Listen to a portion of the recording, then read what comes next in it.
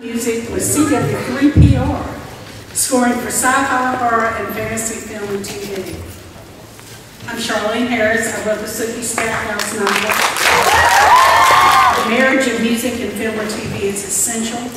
I couldn't be more pleased to introduce you to our stunning panel of composers, some of the most talented in the business today.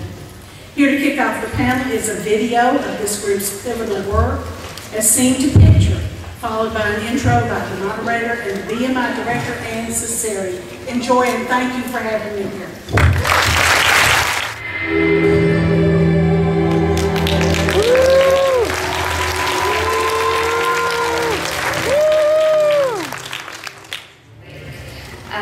Wendy and Lisa, ladies first. You have known each other a long time and collaborated, and then you get a phone call to work with an 80s rock band called Prince and the Revolution, and leading to Purple Rain. But what I want to know is how you went from touring and gigging and writing songs to scoring your first feature film of Dangerous Minds. You want to first talk? Okay. Actually, after the band broke up, the Purple Band, we were doing lots of gigs around, and of course we were writing songs, and we made our first album, and there was a song on that album called "This Is the Life" that, well, to make a long story short, they wanted to use it in the film Dangerous Minds, and Michelle Pfeiffer had heard it. She really liked the song,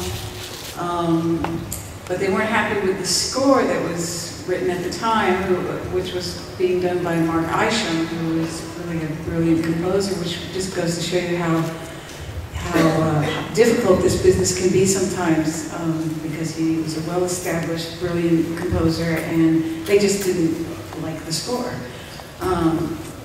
So they kind of came to us because the film itself is like a sort of urban, tough, whatever, colorful film, so to speak. And, us coming from a colorful background. Didn't Don Simpson think we were black? Well, he said something about our balls or something. Because I know sometimes for songwriters, it's not as easy to score. Yeah, we've always wanted to compose for film and TV. I grew up in the business, and so did Lisa, and our fathers were studio musicians, and my father was a big arranger, and Lisa's father was an experimental, along with being a percussionist, electronic musician. Classically trained, and it was something we always wanted. Yeah, we used to, when we were kids, we used to read scores and listen to the pieces from films, and we always wanted to do that. So there was this goal for Prince, because we were trained to be something other than just rock musicians. So it was a very natural progression for us, and I think that was one of the things that helped us transition into being a pop band, and the kind of colors that we added to that situation. We were sort of more pastoral in our approach, and more interested in trying to create a narrative to his music than just, strumming guitars and trying to. So it was very natural for us to be handed the project, and it wasn't overwhelming for us because we'd been in the studios as kids. So Right. It was a great and lucky time for us. Excellent. Name project. Heroes, for instance. We collectively met with the producer, the writer, creator of the show, and we all talked about wanting to do something slightly more out of the box in the science fiction genre on television. I think Lisa and I have been pretty phobic about TV most of our lives, and wanted to do something that was slightly more of a movie experience than a TV bumper stinger mentality, which is is what they say when you're going to a commercial. So we wanted to make sure that we did something that was counterintuitive to what is normally done in the science fiction genre for television, which is, you know, big, heroic, flying music with strings and horns and snares, and just the typical stuff that you might not really pay much attention to, but it's a familiar sound to a viewer. So the two of us wanted to go more into the subtext of these characters and create more of an internal process of confusion on why they have these superpowers, instead of the feeling of being reconciled with it. I am this person. They're troubled that they've got this stuff going on, and that's sort of what we wanted to reflect in all of these characters. And we had to do it by taking each character and trying to create some kind of sound that we thought represented what their characters' struggles were. So we talked a lot about how we were going to create these sounds. So the two of us, instead of relying heavily on, you know, buying samples out of the box, we'd sit in our room and we'd create sounds and we'd sample them, and we'd have these sessions where we'd have, you know, we had our singer Shankar come in, and he sang this amazing melodic vocals over chord progressions that we came up in like 4 different keys,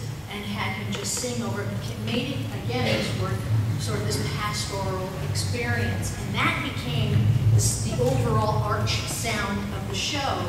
And then within that, we had to come up with individual themes for everybody. But for every character, you would always, at some point, hear that voice that could tie it all together, so it would be identifiable.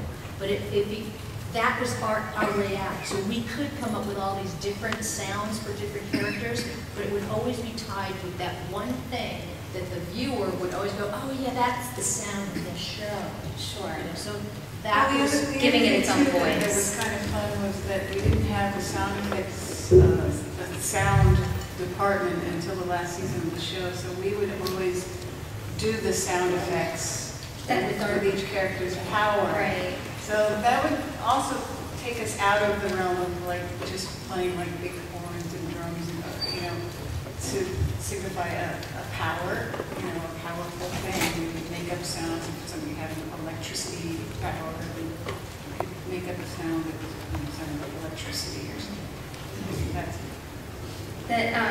Talking about sound design. No, that's great. I have a very funny story. When Lisa and I composed the main title sequence to Nurse Jackie, Which, by the way, is nominated right now for the Emmy. So I just want to congratulate you. And they are two out of 9 women in the history of this of that category. So it's a big deal.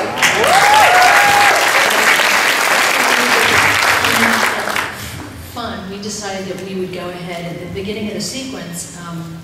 She opens up the cabinet and a whole bunch of pills fall out, little bottles, and we just took a whole bunch of empty prescription bottles, and they weren't.